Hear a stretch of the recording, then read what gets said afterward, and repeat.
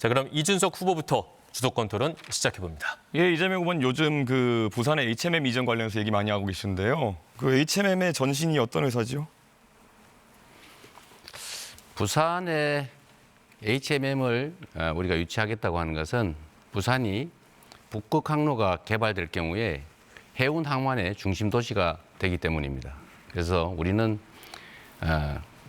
해수부를 부산으로 옮기고 아니, HMM의 전신을 물었는데 왜 답변 안 하십니까? 그 규칙을 좀 지켜가시면 안 될까요? 제가 답변할 시간을 할애됐으면 제 답변할 때는 가만히 좀 계시면 안 되겠습니까? 질문에 답을 안 하고 엉뚱한 걸 하고 질문을 계시지 않습니까? 답을 하는 중이잖아요.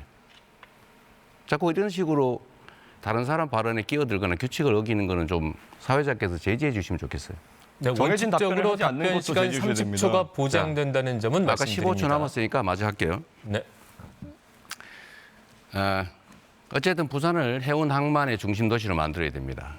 그리고 그 중에 해운 물류 회사를 부산으로 집중시키는 게 매우 도움이 된다. 그래서 HMM을 부산으로 보내겠다. 그리고 HMM은 현대상선이죠, 아마도. 현대상선일 텐데 현대상선의 시간 지났습니다. 이제 HMM이 현대상선이 전신인데요. 과거에 2000년대 초에 대북 사업하다가 2억 달러 정도 이렇게 자금이 사용돼 가지고 기업이 휘청거린 적이 있습니다. 이게 요즘 같으면 대북 송금으로 크게 문제되는 일입니다. 그렇기 때문에 이런 것들을 중요하게 다뤄야 되는데요. 방금 전에 김문수 의원님 말씀한 것처럼 쌍방울의 대북 송금 때문에 지금 이재명 후보 굉장히 곤란을 겪고 있는데요.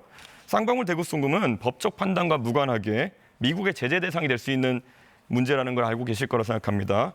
대통령이 되신다 하더라도 미국 입국이 제한될 수 있는 문제입니다. 이민법 212조에 따라 가지고 제한될 수 있는데 사실 뭐 이런 문제가 있기 때문에라도 외교에서 이재명 후보가 굉장히 불리한 상황에 놓이게 될 것이다라는 건 자명하고요.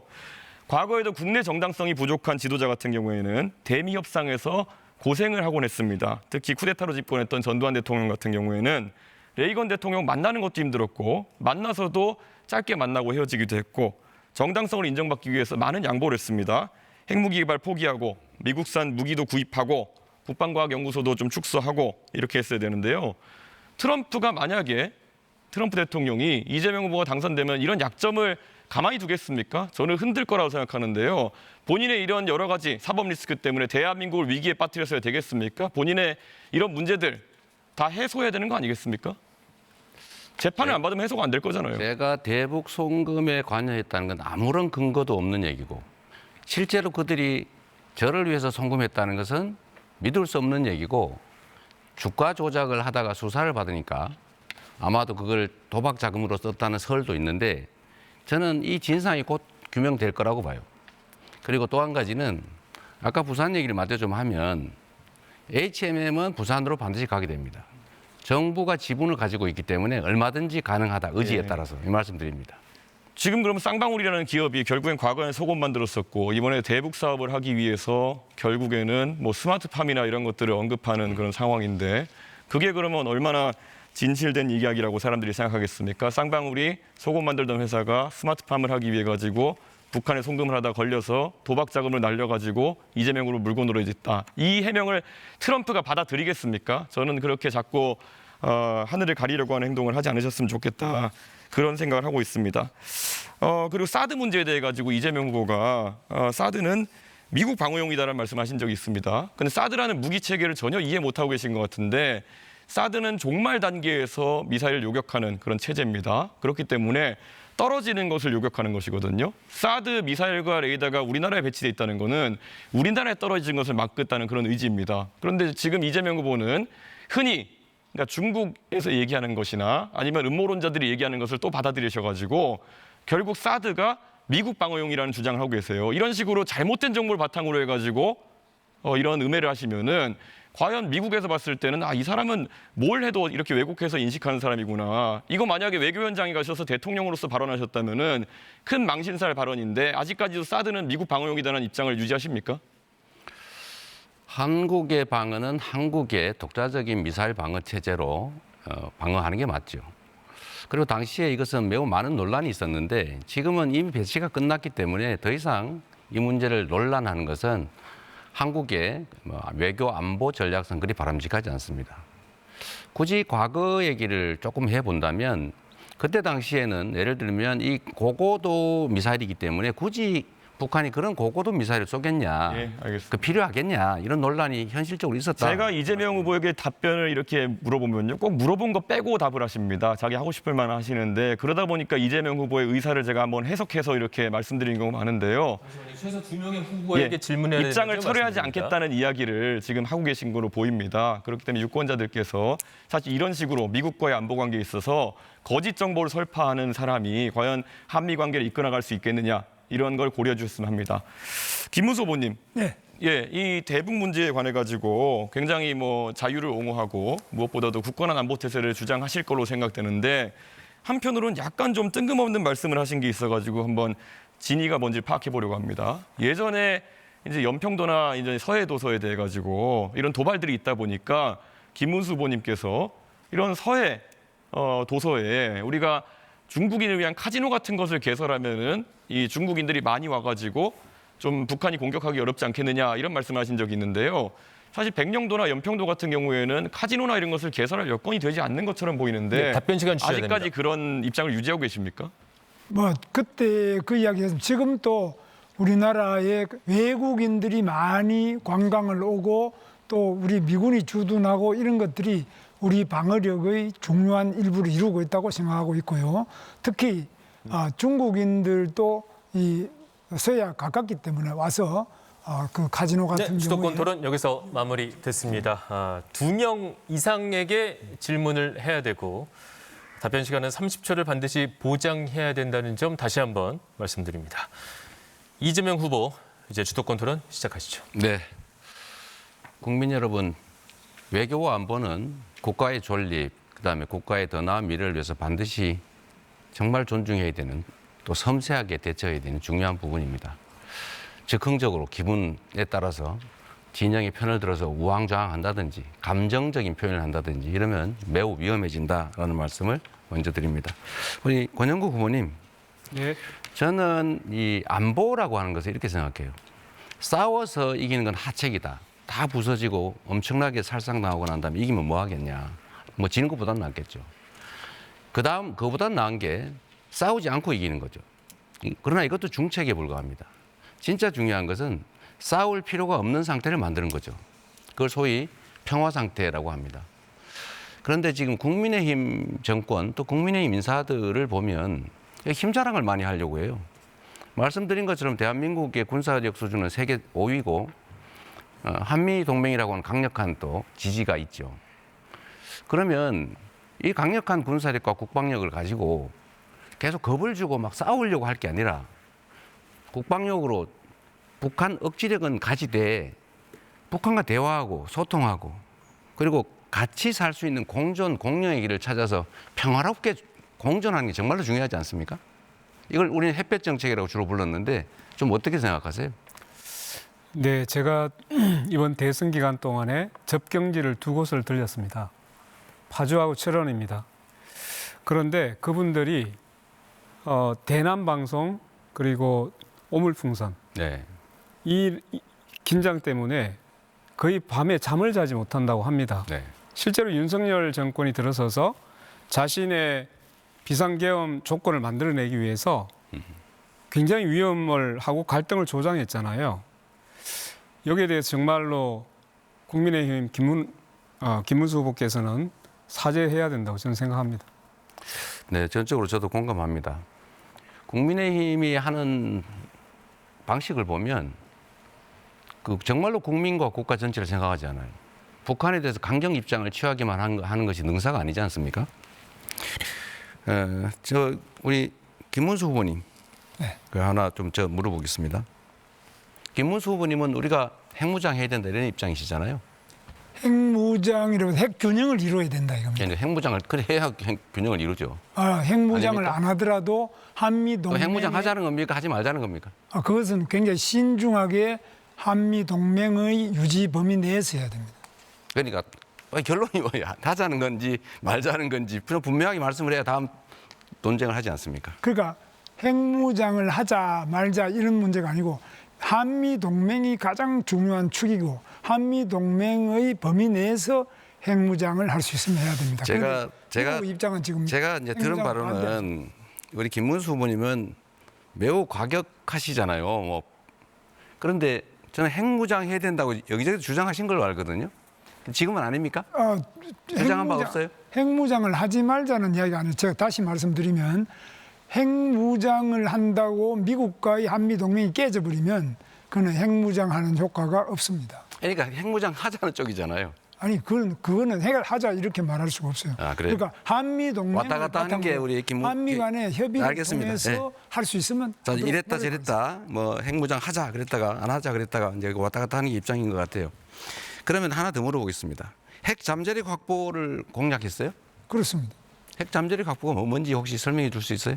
핵 잠재력 확보라는 거는 이제 플루토늄을 재처리한다든지 우라늄 농축을 높인다든지 하는 것, 이것도 한미 원자력 협정에 의해서 제한이 돼 있기 때문에 이 부분을 제가 대통령이 되면 바로 트럼프 대통령 만나서 일본 수준의 재처리 제가 하도록. 지금 말씀하신 거 제가 조금 교정을 해드리면 플루토늄을 재처리하는 게 아니고요. 사용 후 핵 연료를 재처리해서 플루토늄을 추출하는 겁니다. 네. 그리고 핵 연료 주기를 완성한다고 해서 우라늄 농축 권한을 우리가 부여받고 그걸 사용한 다음에 사용 후 핵 폐기물 처리해서 플루토늄을 추출하고 축약해서 관리한다, 이런 의미라는 거 말씀을 드리겠습니다.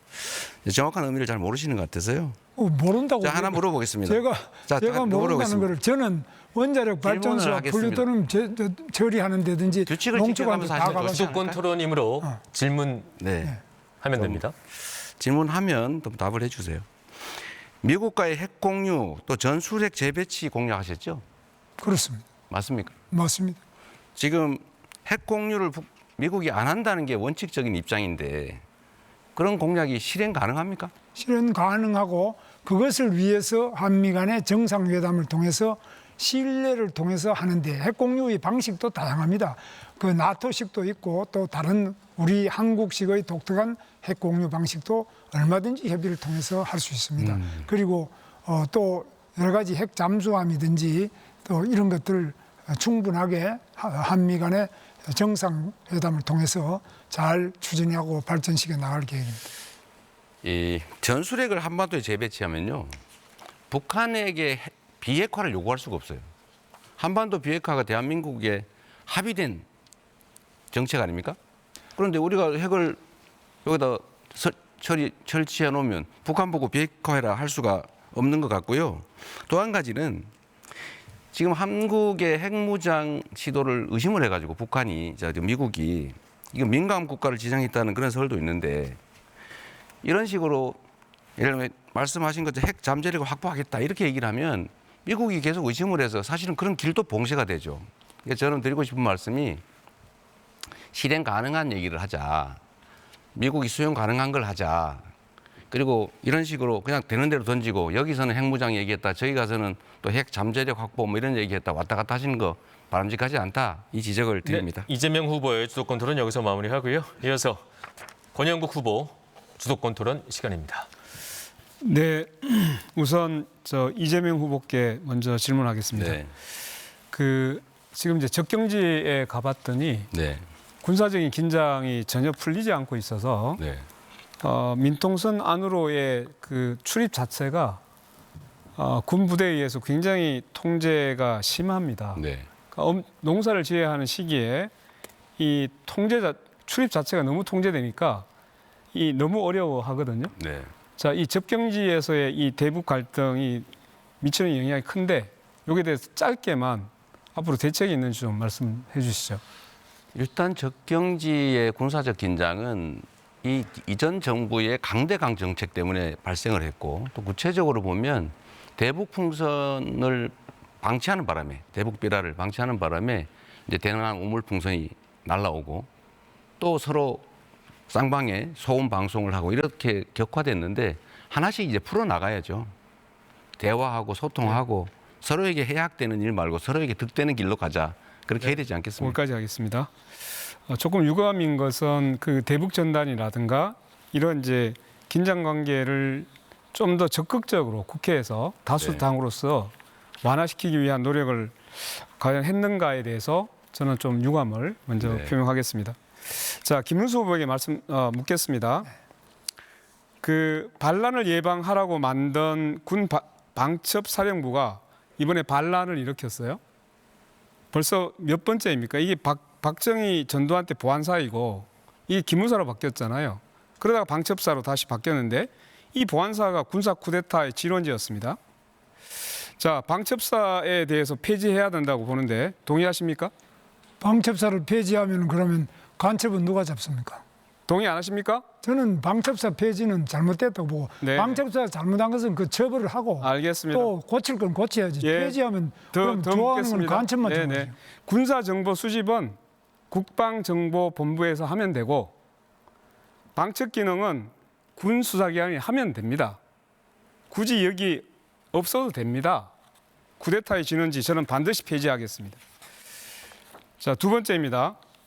후보님은 언제나 한미 동맹 강화를 외치고 있습니다. 맞죠? 그렇습니다. 네. 그리고 관세와 방위비 분담금을 연계하여 미국과 일괄 타결을 주장한 바가 있습니다. 관세하고 방위비는 전혀 다른 문제입니다. 다른 나라들은 다 분리시켜서 하려고 하는데 왜 이걸 결부시키려고 합니까? 첫째는 한미 간에는 군사 동맹이 기본이지만 그러나 다른 지금 통상 문제든지 우리가 수출도 지금 하고 수입도 많이 하고 또 나머지 교육, 과학, 기술 여러 부분에서 한미 동맹이 매우 중요한데요. 이 전체를 포괄적으로 우리 대한민국이 미국의 동북아의 전략과 세계 전략에서 한국은 필수 불가결한 중요한 린치핀이라고 하죠. 거기까지 듣겠습니다. 가장 중요하다는 네, 시간이 다 점을 돼가지고 강조하면서 제가 포괄적으로 해요. 예, 그냥 결론만 말씀하시죠. 트럼프가 방위 분담금 인상을 요구하면 올릴 수 있다는 말씀이 포함되는 거죠. 뭐 올릴 수도 있지만은 또 다른 조건을 그러니까 가지고 올릴 수 더 있다는 얘기 줄일 수도 아닙니까? 있고. 그거는 그냥 상당히 대답을 하시죠. 가변적이고 다른 부분하고 합쳐가지고 예를 들면 방위비가 인상되더라도 말 돌리지 우리가 마시고. 미국의 네. 해군 잠수함을 건조한다든지 알겠습니다. 다른 것을 또 제가 그만큼 다시 벌어들일 질문할 수 있습니다. 테니까 예. 또 자, 이런 사태 때문에 한미는 작년 10월에 물가 상승률을 적용해서 2030년까지 적용되는 방위비 분담금 협정을 이미 끝냈습니다. 이렇게 합의를 해놓았는데 트럼프가 요구하면 또다시 협상이 가능하다? 이거 그러면 해달라는 대로 다 해주겠다는 겁니까? 해달라는 대로 다 해주는 게 아니라 도대체 미국과, 뭔 생각인지 잘 모르겠습니다. 단호하게 해야죠. 제가 답변 드릴게요. 미국과 한국의 제가 질문한 게 아닙니다. 답변 지금. 시간 질문. 30초 보장하는 게 맞습니다. 네. 네. 그럼 답변하세요. 네. 미국과 한국의 근본 이익이 일치한다는 것을 트럼프 대통령한테 확실하게 납득을 시켜서 방위비를 몇 푼 더 받는 이상으로 미국과 한국이 서로 주고받을 기여할 수 있는 많은 부분에 대해서 확실하게 확신을 심어 드릴 계획입니다. 저는 그것이 대표적으로 주한 미군이고 네. 또 주한 상공회의소 나눴습니다. 이런 게 있습니다. 네. 참 유감입니다. 이미 작년 10월에 협정을 끝내놨는 2030년까지 적용하자고 해놓고 또 미국에서 하자고 하니까 거기 끌려다닙니까? 이걸 무슨 자주 외교도 아니고 굴종 외교만 하겠다는 뜻으로 들려서 대단히 유감입니다. 자, 마지막으로 이준석 후보에게 묻겠습니다. 네. 이건 인권 외교하고 관련이 있기 때문에 물어보는 겁니다. 지난 2차 토론회 때 제가 이준석 후보의 이주노동자에 대한 최저임금 차등 공약은 ILO 협약 위반이라고 비판을 했습니다. 예. 그러자 이준석 후보가 캐나다의 TFWP 사례 그리고 국내 산업 연수행 제도를 들어서 가능하다고 반박했습니다. 이거 언론에 팩트 체크가 됐던데요. 캐나다의 경우 제도를 도입했으나 내국인 일자리가 줄어들어서 2013년에 제도를 폐지했습니다. 맞죠? 맞죠? 답변을 해주신 겁니까? 그러니까 답변을 하는 겁니까? 제가 드릴게요. 그러니까 폐지된 거 맞죠? 답변 시간을 주시면 하겠습니다. 자, 10초 내로 질문해야 또 됩니다. 최저임금 적용을 받지 않은 산업 연수생 제도의 경우 한국과 일본에 실시했는데요. 이게 외국인 노동자 인권 침해라고 해서 국제사회 비난을 엄청 받았어요. 그래서 제가 다 말씀드리는 폐지했습니다. 것은 TFWP 제도. 네, 이제 답변해 자, 주시죠. 잠깐만. 30초 답변을 드려야 됩니다. 질문을 30초 하고 보장해 주셔야 하겠습니다. 됩니다. 답변을 드려야 됩니다. 예. TFWP 제도 같은 경우에도요. 그러니까 질문 결국에는 이렇게 드리겠습니다. 아니, 시간이 없습니다. 답변을 드려야 아니 됩니다. 답변 시간을 보장해 주셔야 되는데 네. 왜 자꾸 시간이 없습니다. 차별임금제가 아니 여전히 답변 시간을 취소하시겠습니까? 주셔야 된다니까요. 지금 왜 자꾸 그렇게 하십니까? 하세요. 아니 8초 남겨놓고 무슨 답변하라는 겁니까? 다 지금 30초 소진하신 다음에. 하시라니까요. 네, 권영국 후보의 주도권 토론은 여기서 마무리하겠습니다. 마지막으로 그러면 답변 시간 네. 네, 알겠습니다. 이어서 김문수 후보 아니, 이건 주도권 매너가 너무 토론. 없는 거 아닙니까? 답변 시간을 시작하겠습니다. 배려가 보장해 주시고. 아니라 이 얘기는 팩트 체크를 하기 위해서 했던 얘기입니다. 네, 제가 앞으로 조금 더 룰을 안 정확하게 지키시지 않으셨습니까? 공지를 해드리겠습니다. 네, 김문수 후보 주도권 토론 시작하시죠. 예, 이재명 후보에게 묻겠습니다. 아까 지금 쌍방울 대북 송금이 본인은 뭐 상관없다 이러는데 네. 지금 본인이 지금 재판 받고 있잖아요. 그래서 부당한 기소였다 이 말입니다. 부당한 아무런 기소든 증거도 봐도 없이 재판 받고 있는 건 사실 아닙니까? 그러면 아무런 구체적 증거는 물론이고 본인은- 형식적 증거도 없이 가만있어 기소했어요. 제가 이야기하고 그다음에 물었지 않습니까? 질문할 테니까요. 그런데 지금이 쌍방울 대북 송금 때문에 수원지방법원에서 지금 1심 재판 중입니다. 그리고 오늘 바로 재판 준비기일이 있었고요. 특별경제가중처벌법상의 제3조 내불 외국환 거래법 위반, 남북교류협력법 위반입니다. 그런데 본인이 재판받는 거는 전부 그는 억울하다, 잘못됐다, 이건 재판 중지시켜야 된다, 이 재판 유죄 판결하면 판사를 탄핵한다, 특검한다, 이런 식으로 하는 것이 이게 어느 세상에 독재자가 이런 독재자가 있습니까? 이게 적반하장 아닙니까?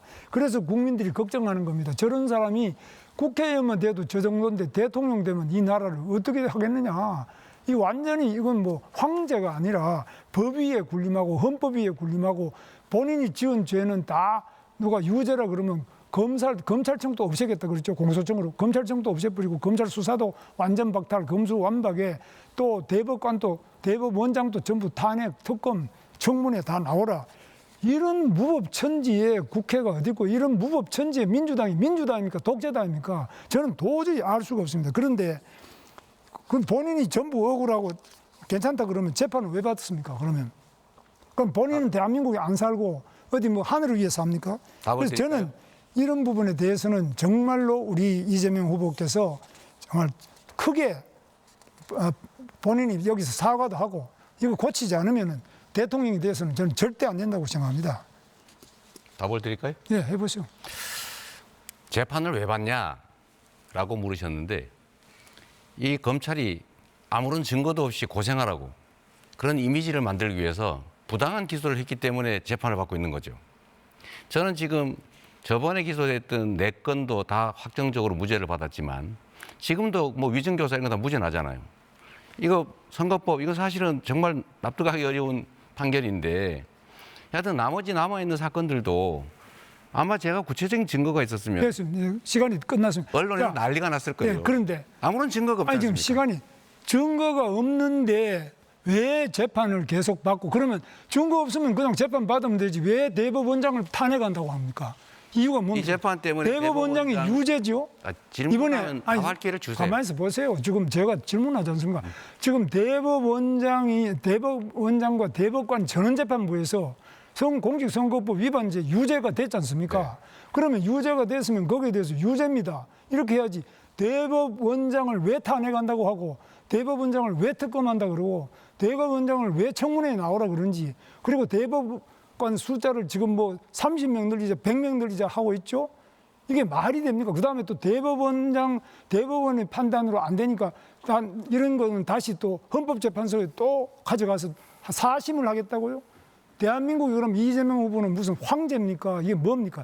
대한민국 법치를 완전히 흔들고 상권 분립을 다 흔들어버리고 이렇게 하면 우리나라에 살 수 있습니까? 이거 누가 투자하고 누가 대한민국을 지킬 수 있을 겁니까? 저는 이런 점에서 우리 국민들이 너무너무 걱정이 돼서 지금 잠을 못 주무시고 있는데 여기에 대해서 이재명 후보가 정말 바뀐 모습을 보여주지 않으면 오늘 마지막 토론입니다. 바뀌어주지 않으면 우리 대한민국이 과연 이 대통령제 자체에 대해 가지고 이런 분 후보가 되는 것을 기본적으로 막도록 하는 새로운 어떤 저항이 일어날 거로 우려하고 있습니다. 답을 드릴까요? 예, 하시죠. 이게 토론장인지 유세장인지 잘 모르겠는데요. 일단 너무 많은 말씀하셨는데 대법관들에 대한 특검이나 탄핵은 제가 지시한 바도 없고 오히려 이런 법률 개정 시도 개별 의원들이 하는 게 문제가 되니까 보류하라고 제가 지시했어요. 그러니까 그거를 마치 제가 다 시켜서 한 것처럼 그렇게 말씀 안 하시면 좋겠고, 두 번째는 왜 재판받냐 자꾸 물으시는데 검찰에게 왜 기소했냐고 물으십시오. 증거가 있으면 증거를 내고. 자, 아무 증거가 없잖아요. 자, 시간이 다 됐습니다. 자, 그러면은 방금 말씀 잘하셨는데 그렇게 본인이 민주당의 아버지 아닙니까? 아버지고 89.77% 지지를 받아가지고 된 우리 대한민국의 정당 사상, 민주당의 역사상 최고의 지지를 받은 절대 권력자입니다. 지금 당내.